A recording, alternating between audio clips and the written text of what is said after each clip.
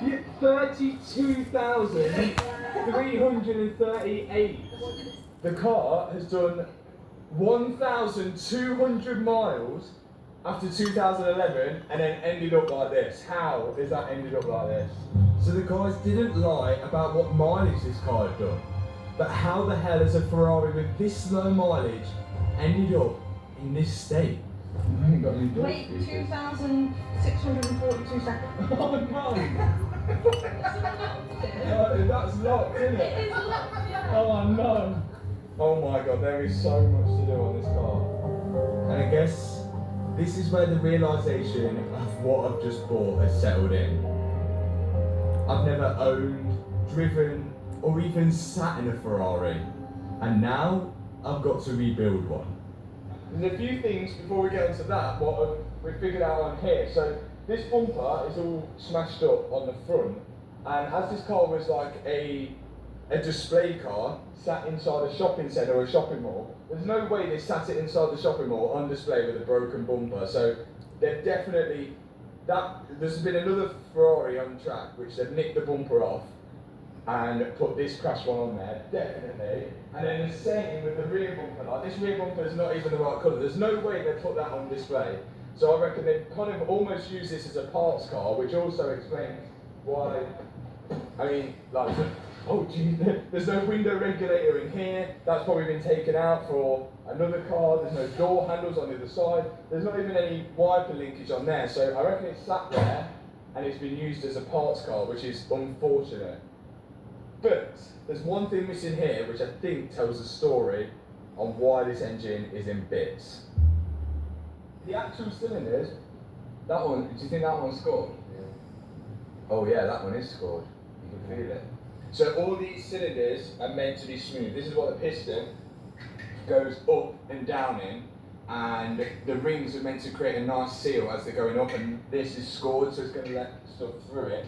But I don't think that is why this engine is out. The bottom of the block looks okay, but what you can see is on the bearings, they've got this copper kind of look to them, so they've got really hot and wore away the bearings, which shows that potentially there was no oil getting to them.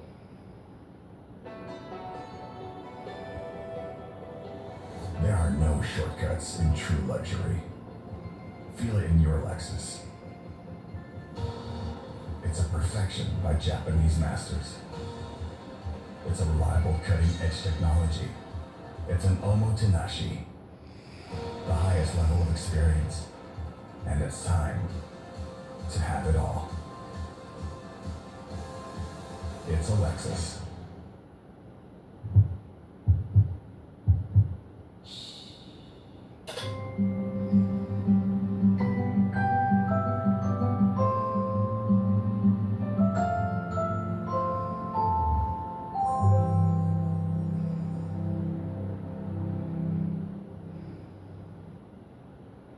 Pretty much everything that rotates on a car requires a bearing, and the crankshaft is no different, and bearings need oil. Oil is fed to the crankshaft bearings through oil journals, basically little holes in the crankshaft, and this creates a microscopic layer of oil between the bearing and the crankshaft to keep it moving. And if the oil flow stops, then bearing wear like this can happen, causing catastrophic engine failure. So one thing that we've noticed, or not noticed, there's no oil pump here, and the oil pump and the water pump on this car, after looking and doing a bit of research, is one complete thing. If the water pump failed, then the oil pump could have failed, and that could have caused the oil starvation, and that's why the engine could be apart. Maybe, I don't know. Now you've seen all that we've got with the car, let me tell you the price. From rebuilding Audi TTs in a restaurant car park, I never thought it would lead to this moment where I'm putting Ferrari F430 on the board that I bought for £60,000, which may sound steep for what I've got with it, but there was a saviour and a reason on why we pulled the trigger on this. Sam told me about this car when we was out in America fixing the GT3, and I knew the exact state it was in. And from my previous experience, I knew it was unlikely that the whole engine was going to be there, which almost stopped me from buying it. But then I showed the pictures to Freddie, and what are the chances? He actually had a spare engine in his workshop. We won't get this on the flight back. How can I buy this off you? Oh, I'll give it to you if you want. You give it to me? Yeah, I'll give it to you. Because Let's do that. Let's do that. And we've got an engine. Would you have a gearbox? I don't. With Freddie giving us an engine, all we had to do is work out how to get it back to the UK. So he boxed it up. I don't put any warranties on that engine. I have not opened it up. So, your buyer, you get what you pay for. You get what you pay for. All done and ready to ship to the UK. So now I'm feeling pretty confident because not only have we got a Ferrari at a half decent price, we've got an engine as well. Yeah, made it.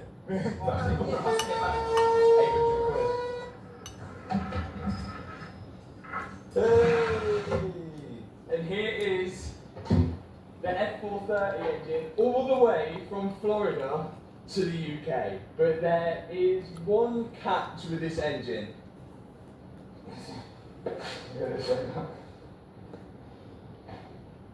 No, Freddie scammed us.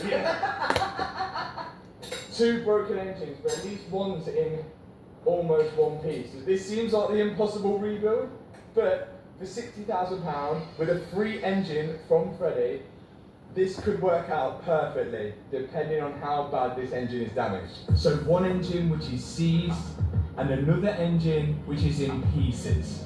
If we can find out why this engine is seized, we might have a good chance on building one good engine out of two bad ones. If we manage to rebuild this engine and actually get it running, we should be Italian mechanics.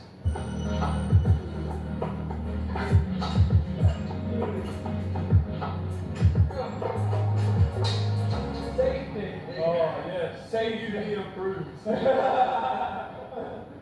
Let's find out what exactly is wrong with Freddie's engine. It doesn't turn over and it seems locked out. So we're going to start from the top of the engine and work our way down. First off is the rocker covers. We didn't reveal much there, so now we're taking the cover for the chain off.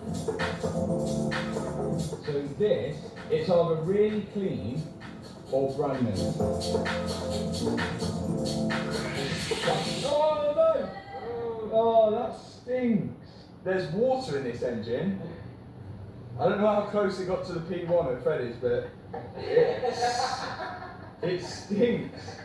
Could this engine be flooded? But it doesn't make sense. This all looks new. It looks like it's had new tensioners, new chain, and everything looks new.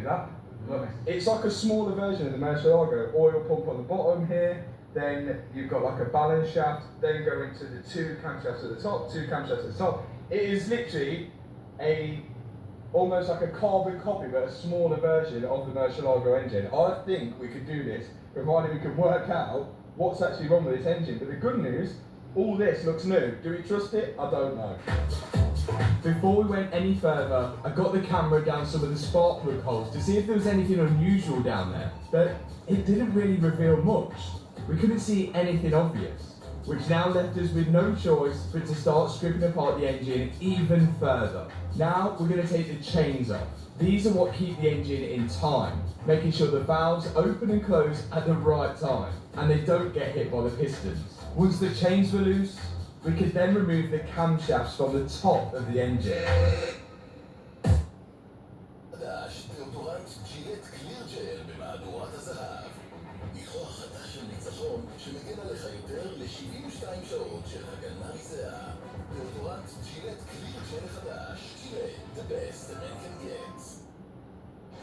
הפקרת אותנו, מר ביטחון עלק. אתה הראש, אתה אשם. This then revealed the head bolts. Big 12mm Allen keys to get the head bolts out. And of course, that was the next step.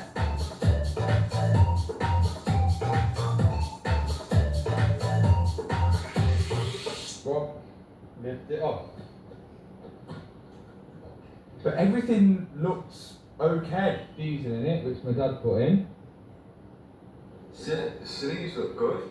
There didn't look like there was any damage there. Yes, the pistons and everything weren't brand new, but nothing looked damaged. And that goes for the other side as well. So, why is it seized? Yeah, let's try and turn it now. Sam? Solid. Freddie's still scammed us. We're coming for you, Freddie. So the problem must be on the underside of the engine. So now we've got to strip the oil pump and the water pump off it and investigate further.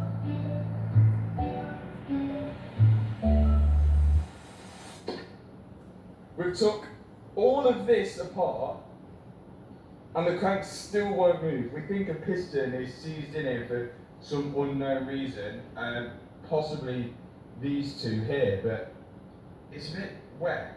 Like, it is wet in here, so I don't know like where the water's got in and it seized it up. The rest of the engine does actually look alright. I mean, these bearings, they're not brand new, but they're not bad. But as I started to take the con rods off the crank, I noticed something unusual. Is that bent? That's bent. Oh yeah, it sucked water up and it's bent, isn't it? Found it. Maybe this was a flooded engine, because check it out. This con rod is bent. Look at the banana. You can see how bent it is. It's locked up the engine. The rest are all straight. When a piston is going up and down the cylinder, it's compressing air. But when water finds its way in there, it struggles to compress it. So as the piston rises to the top, it's a case of who's the weakest link. And that's usually the con rod, which would leave it looking bent like this. That's quite good news actually then, because we've got some con rods over there.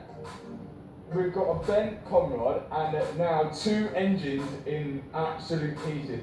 Maybe Freddie didn't scam us. And that is what happens when you try and compress a fluid. Somebody is going to lose, and the con rod has lost badly there.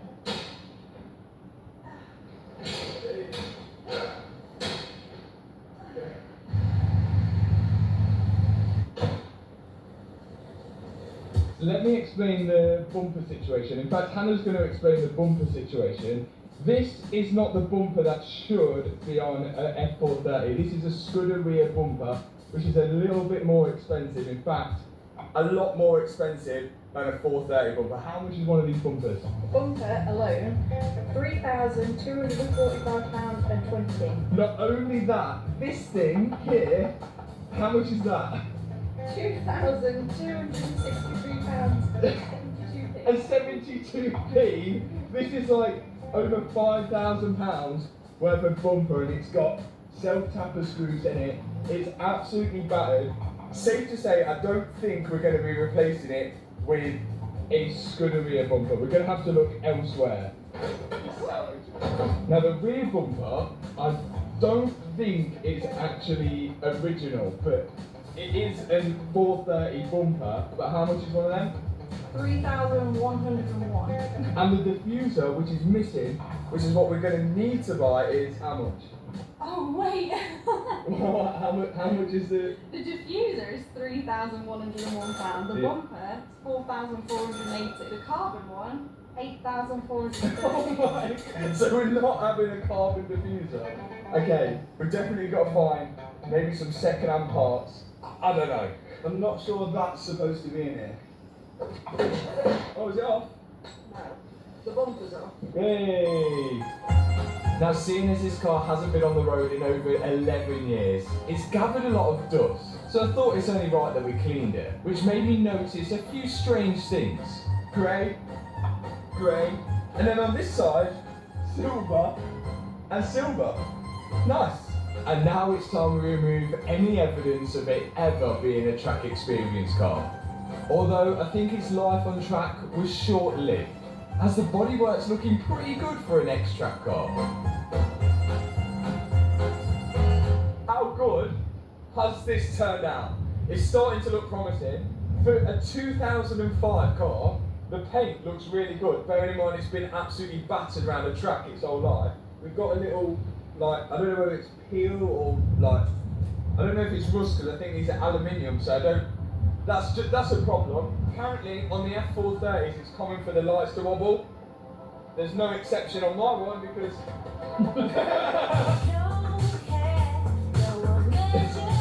it's so sticky. It gives fingerprints in it. But the time that it did spend on track took its toll on the interior, especially as it was left to sit there for a long time. According to Google, only around 1,500 manual F430s were ever made, which makes this one pretty special. First out is the seats. 4 bolts holding them in, and 1 seat belt which is connected to them. Then we can start attacking the carpet. And whilst my dad was working on the front of the car, he found something missing. What's missing? Well, you see that hole under there, look? That's supposed to have a clutch master screen. Oh, wow. Wow. The master cylinder is... Why would they take another master cylinder unless there was another manual? The clutch master cylinder is attached to the clutch pedal, and its job when you push down the clutch pedal is to push hydraulic fluid through the clutch system, allowing you to release the clutch. Finding a second-hand master cylinder on one of these could be pretty hard, and brand new you're looking at around £332. Cheers guys, thank you. So it's beyond me why that master cylinder's missing, but we'll worry about that later. For now, I'm cracking on with getting this interior back to how it should be. Farewell, teenage me. Time for me to move on. Old Spice odor, long-lasting, perfume quality. Get out. Smile there, teenage me.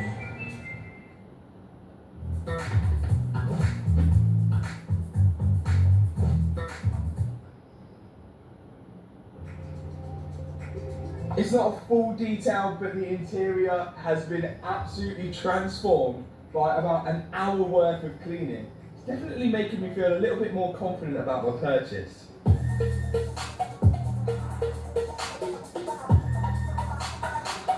Okay, we have got Freddie's engine, which he kindly donated to us, which has a bent conrod, 1 bent conrod. And then we also have the original engine block here.